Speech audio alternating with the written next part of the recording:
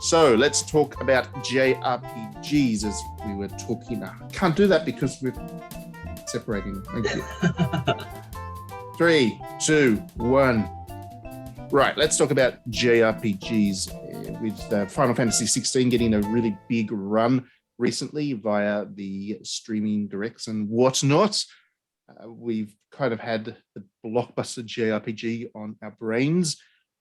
Xenoblade Chronicles as well, 3 coming out in just a couple of weeks. That is also a very big Blockbuster JRPG. So we thought it'd be fun to have a chat about, I guess, the differences between the Blockbuster JRPGs and the more modest in scope ones, and whether the JRPG kind of Blockbuster kind of belongs, whether the genre is friendly towards that, because you'd have to say, with it being a very Japanese orientated genre, they don't produce so many of the big blockbusters in the mold of the EAs and Microsofts. So yeah, do you think the Blockbuster JRPG works, Harvard? I mean, it's a new feeling, I will say, because if you'll remember this, Matt, in the late 2000s, there was the whole like the JRPG is dead, no one's playing this genre anymore, and we were all thinking that it's still alive, it's just smaller. There's just games that are a bit more niche, a bit shorter, more focused on one particular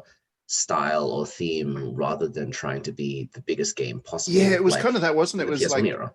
It was like they were still releasing Atelier games and all those kind of quirky little JRPGs, and it was like genre Factory, Etrian Odyssey, Persona. Yeah. Like, there was lots of games, but it just wasn't the same attitude of we're going to make Final Fantasy VII. It's going to be enormous, right? Well, that's the kind of thing. It didn't have the mainstream, interest. I think it had the fans enjoyed it, but in terms of the media and the kind of the broader conversation, it was more, I guess, disappointments with like Final Fantasy 13 and stuff. And that was, I guess, what was Final leading Fantasy people. Was like very much the end of that big era, right? Where you can't spend that amount of money on a game that's turn-based and linear, which every JRPG is, if you think about the SNES and PS1 era. But people were just starting to recoil against that design philosophy. Yeah, I think you're right. I think it was definitely the sense that, I mean, I love Final Fantasy 13, but because it was a disappointment for so many people, there was that sense that the genre was in trouble as such, and it was struggling to find relevance. Well, because then you also had games like that just weren't coming out in the West. Like Xenoblade Chronicles 1 didn't come out unless it was They petitioned. very nearly didn't. Yeah, they actually set up. Didn't. What was it? Project Operation Rainfall. But here's the thing: like Xenoblade Chronicles was a good game. No one talks about the last story anymore, and the Pandora's Tower was very niche. It was good, but it was really, really niche. I feel like Pandora's Tower is actually, yeah, sure, it's niche, but it was also not kind of released by Nintendo, and it was released right at the end of the kind of Wii's lifespan. So it's a game that people respect. It was destined to kind of fail. Well, yeah, if people played it, they respect and loved it. I don't feel the last story is that one that was only a very small percentage of the people that played it loved it. Everyone that played Pandora's Tower loved it. And Xenoblade Chronicles, everybody that played it, or pretty much everybody that played it, loved it as well. And it's kind of spawned into this long, large series. So you are right that the last story was kind of one that, despite the interest in it, based on the screenshots and whatever the people saw, it kind of fell flat. I don't know if everyone loved Pandora's Tower in the same way. I think everybody loved Pandora's Tower. Everybody that played Pandora's Tower loved it. The feeling that I got was that because it was the last game of the Rainfall series, people played the last story and were like, that's pretty good. People played Xenoblade and loved it, and they were like, oh, you got one third one to play.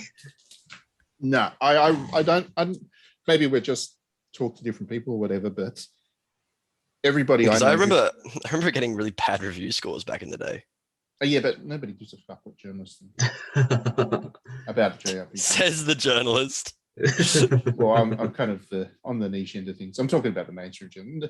Everybody knows that, you don't go to IGN and whatever for reviews. And that is not a criticism of IGN. There's a lot of great people at IGN, and I actually respect a lot of the work they do, especially with the kind of the Western side of the industry. But we're talking about most of the writing's stuff good. It's like asking somebody that has a career reviewing Marvel films to review a David Cronenberg art film. It's just not going to work. There's too much water in those movies, to be fair.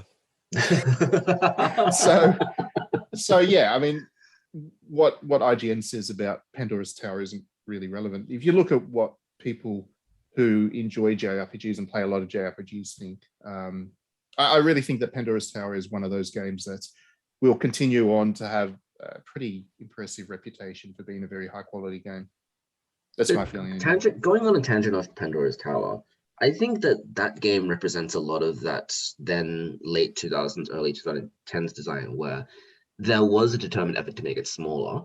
There's no overworld. There's just a menu. There's not like a big cast of characters. There's just like a small group of people that you get to know over the course of a long experience. It feels not in a bad way, but it feels cheaper. You know, there's no like, we're going to make this enormous universe with different planets to explore, and you'll have this big epic quest that's going to take you so long to do. It's more contained. It's more. It knows what it wants to be. Yeah. For me, I feel like that has always been where JRPGs have been strong. It's because they've often been so limited in terms of their creative, in terms of their budget, sorry. The developers have really had to be creative. And as a result, we've got a creative genre. Like a lot of my favorite JRPGs, the Atelier series, they're always working on absolutely razor thin budgets.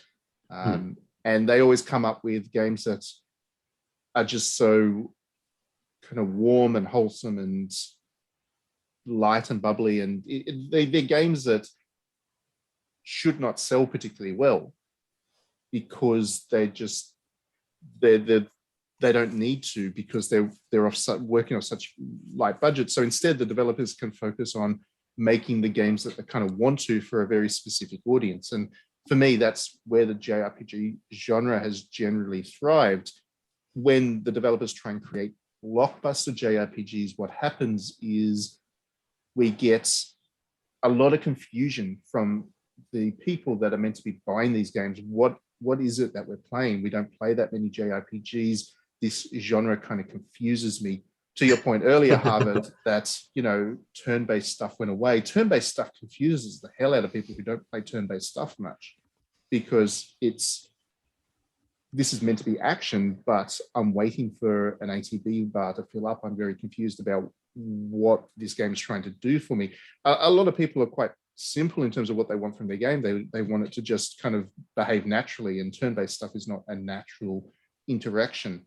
So I feel like when developers have tried to turn the JRPG into something that appeals to everybody, they have a lot of work to do to convince people that to play this game on its terms. And I think that's ultimately what happened with Final Fantasy 15, which for me was one of the first efforts to make a truly big blockbuster JRPG, that they tried so hard to communicate the genre to people who don't play it that they lost sight about the traditional JRPG audience. So Final Fantasy 15 will probably end up being one of those outliers within the genre that doesn't really sit well with fans of Final Fantasy or of JRPGs, or for that matter, of people who aren't fans of the genre, because it still didn't manage to get them over the line. You just remind me of something interesting about Xenoblade Chronicles 2 when that came out. And one of the popular critiques of it was that the battle system made no sense.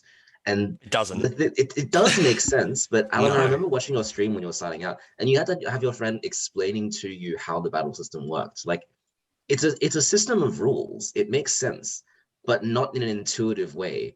When if you look at any other game that has combat or fighting in it, you press a button and you hit the dude, right? Whereas in Xenoblade Chronicles 2, you press the button and you target the dude, and then you have this weird arcane system of magic and balls to make things work. Yeah, but then also if you don't hit the button at the right time, you're an idiot, because how dare you hit the button at the wrong time? You got to time it correctly, otherwise you do less damage, and it's significant enough that it will kill you. And then also, if you don't have your gauge system in the right zone, and the stars don't align to shine the light on you don't have your drive society. bars and you can't smash You know, the worst thing is that they tried to fix it with the DLC, and they made it worse. Because like instead of like having more characters, they have less characters. But that's now everyone is now 2 characters, and it's like, and then they make it everyone is now 3 characters at the same time, and I can't. Brain doesn't work. And the fact that at the end of Xenoblade 2, this is not a spoiler. At the end of Xenoblade 2, final hallway, there is a tutorial message. There is a straight up game mechanic tutorial message at the final hallway before the boss fight. And it is so insulting, but also so required. So like- to me, that kind of ridiculous stupidity, complexity of systems is what makes JRPGs interesting, right? Because every JRPG has a new convoluted way to explain its combat and its systems. I wouldn't say that these things are necessarily complex. I think, see, for me, complex is more like what you would get from a military strategy game that has a manual that's 400 pages long, and you kind of need to keep referencing back to that as you play. I feel like RPG systems are abstract, and abstract is That's a good point, yes. Abstract systems are very difficult with people who aren't living them. So, for example, I mean, to talk about Xenoblade Chronicles 2, I had no trouble picking that up whatsoever. None of the systems within it confused me, but then I play a lot more JRPGs than you would, Alan. So it just, I just more naturally kind of slotted in with what it was telling me to do, and it was fine. But I totally get where you're coming from, that for people who aren't living and breathing JRPGs, that stuff is very difficult to wrap your head around. It is so much harder than a shooter game. A shooter game is a beautifully simple kind of thing. It's just, you've got a little aiming thing, you point it at the dude, you press a button, he falls over. That's basically how a shooter game works. Feel like a gun. Yeah, and that is a very, I'm never confused about why shooters sell so well, because that is just a beautifully elegant gameplay system that everybody immediately understands, whether you look at the tutorial, whether you read the manual, whether you just jump straight in and start playing.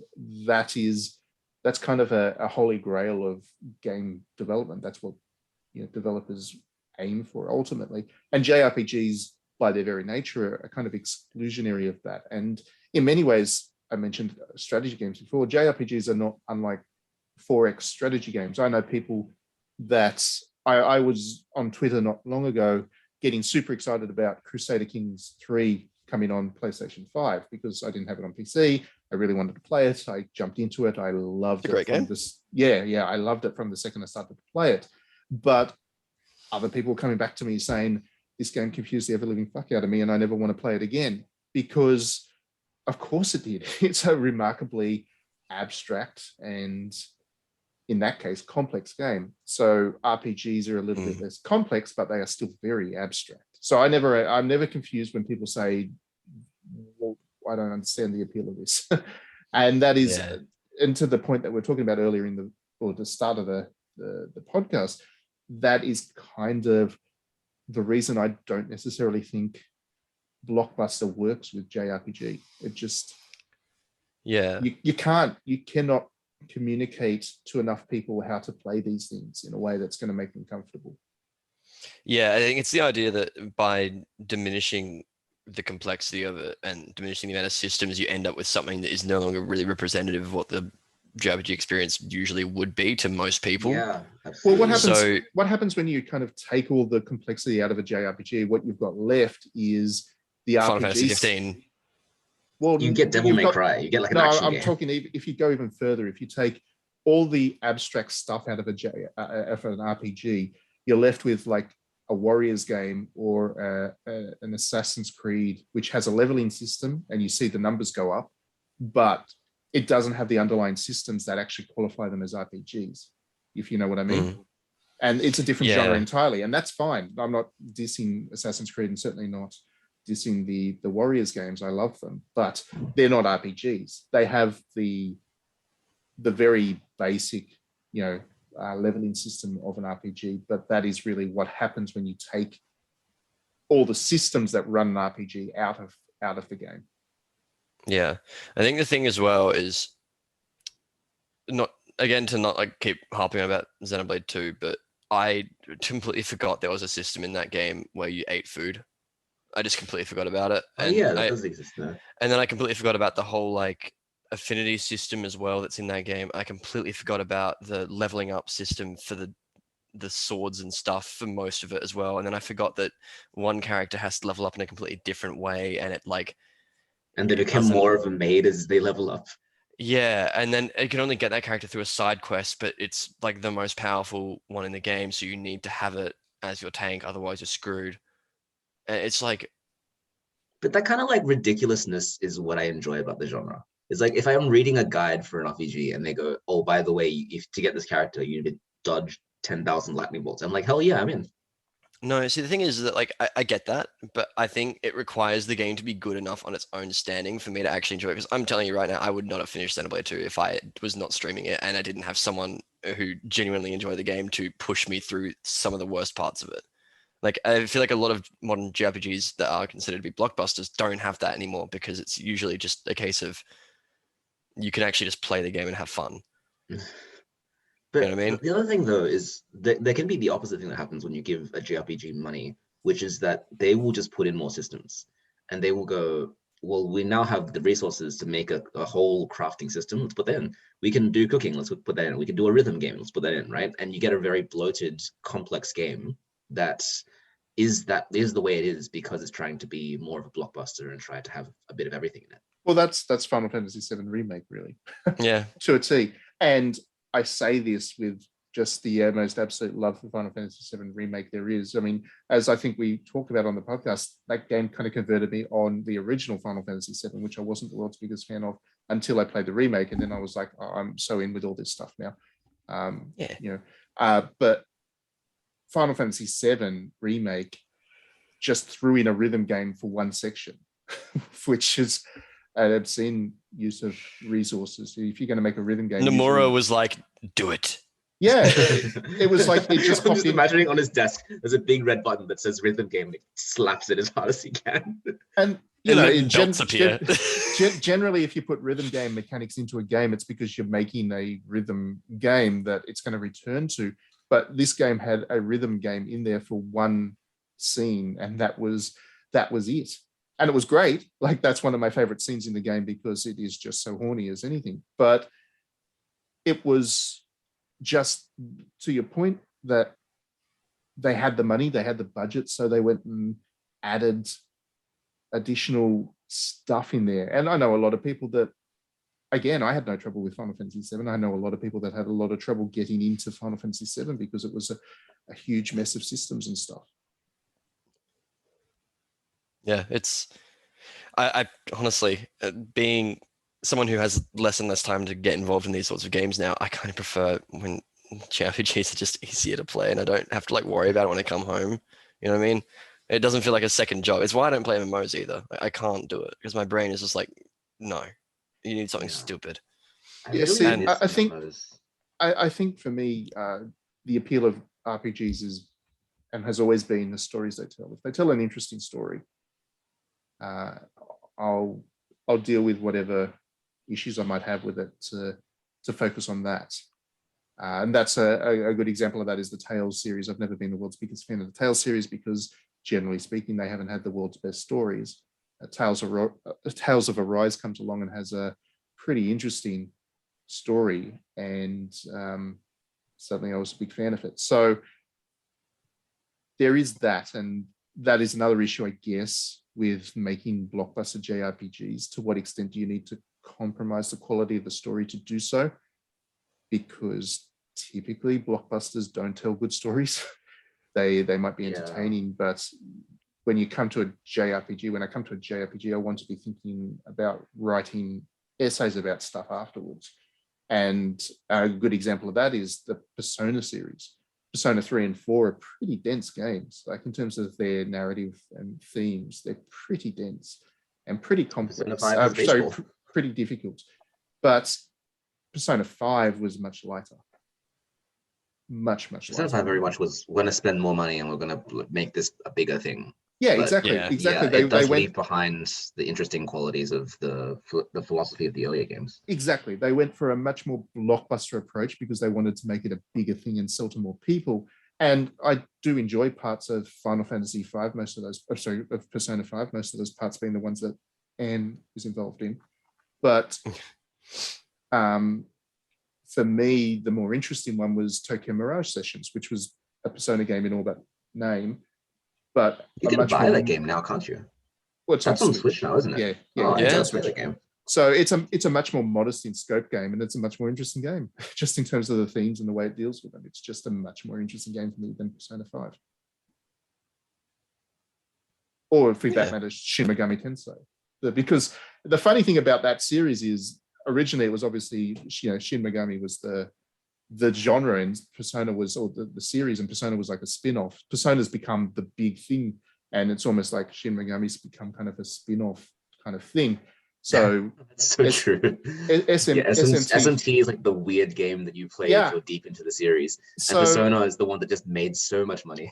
Yeah, so while Persona 5 was out there making an absolute fortune and getting everybody's mindset, SMT5 comes along and it's a kind of a much more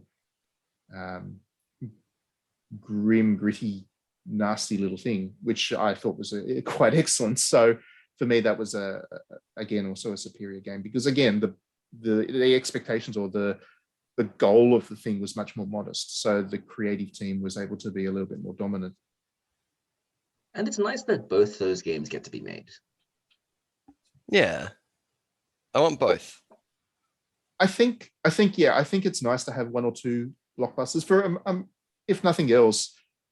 People do get into a genre via the blockbusters. You could never expect somebody to play an uber niche game within the genre as their first entry for it.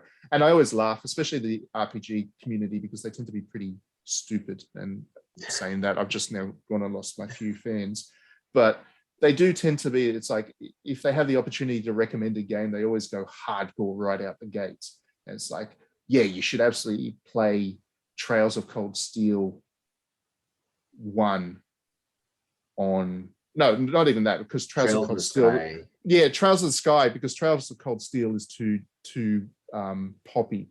You should play Trails of the Sky. And how do I play that? I don't know. You've got to go and buy this console. And anyway, the JRPG audience just goes hardcore with what they recommend upfront. And it's always a stupid thing to do, because the way to get people involved in the genre is to recommend to them, play Dragon Quest X, or even that's probably a little bit much. Dragon Quest 11, yeah. Play Final Fantasy. Play Final Fantasy 15. You might not like it as your favorite example of the genre, but it's probably the best entry for people who have never played a JRPG, because it has qualities that will remind them of Grand Theft Auto or the Ubisoft open world games that they probably have played. So once they're into that, they're interested in that, and they're like, oh, maybe I'll try another Final Fantasy game. So then they play one of the other ones. And if that's how they go down the rabbit hole, and eventually then you start recommending to them the uber hardcore ones. Same with Persona. I would not recommend Persona 3 to somebody. No, I wouldn't recommend that to fucking anyone. Not that Persona game is 4 as impossible. well. So I would recommend Persona 5 to people that are interested in JRPGs that haven't played too many of them. Do I think Persona 5 is the best game? No, I don't think it's the best game in the series by any means. Once they've played it and once they're like, oh, I'd like to play more of them, that's when I go and say, yeah, you should play Digital Devil's Saga. Because that's the other thing too, is that the original Shin Megami Tensei games have their own stupid language, right? They have like the Zio, Mazio, like Kabufu, whatever. And if you play Persona 5, you learn a little bit of that in a game that's more accessible. You get comfortable with it. And that's the point of the blockbuster. I have issues with the industry that it does tend to lock people into the blockbuster and tries to keep them there, because these games are very long, and because they're very long and people's times are limited, like Alan, and he doesn't have time to go down the rabbit hole. They kind of get set into the large end of town, and that's an issue. But you're just not going to convert people into fans of a genre without those blockbusters and getting them to play those first. So that's why we need them. We need Final Fantasy 16, and we need it to be a good game for the sake of the genre. And JRPGs have a lot of like stupid BS in them, I will say. But The Blockbuster side, no. surprise. But if you ask like even the most hardcore of JRPG fans, where did you learn how to get good at these games? They're gonna go, I learned elements from Pokemon. I learned character party building from Final Fantasy, right? They're gonna say I played the basic ones first, and now I know how the genre works. Yeah, exactly. Who plays the What psychopath plays Suikoden 2 as their first JRPG? yeah, exactly. Who is that person? Should you play Suikoden 2? Yeah, absolutely. Yes. But should it be your first JRPG? No. No. Absolutely not. So that's kind of the thing. And I think that's ultimately where I sit with this stuff. I don't necessarily love the Blockbuster JRPGs, but I do appreciate their existence and the ability that they have to allow us to have that conversation. So when to go back to what we said at the start of the podcast, when people were talking about the JRPG being dead, that was pretty much because we didn't have blockbusters worth talking about. It wasn't that the genre was dead, it was just that we had no way of converting people from being not fans of JRPGs to fans of JRPGs. We have that now, and that's nice. Yeah. You can recommend to people Final Fantasy 15 or Tales of Arise, or I mean, another great one is the fucking Souls games. They're a great way of getting people interested in the kind of the obtuse systems that a lot of JRPGs run on. And from there, you can get them into, I don't think the pathway of getting people from being a Souls fan to a more broad JRPG fan is so difficult. It's Dragon's Dogma. Oh, there's a direct line from Souls to Natural Doctrine. Oh, God. That's a good game. If only that. I hate that game so much. I hate it so much, and I can't stop playing it. Every time I'm like, I can finally beat this game. And I play like one level. I'm like, no, I can't. I can't explain to you why I like this game, but I hate it. That's my Xenoblade. That's my Alan's Xenoblade. It's It's like Moby Dick.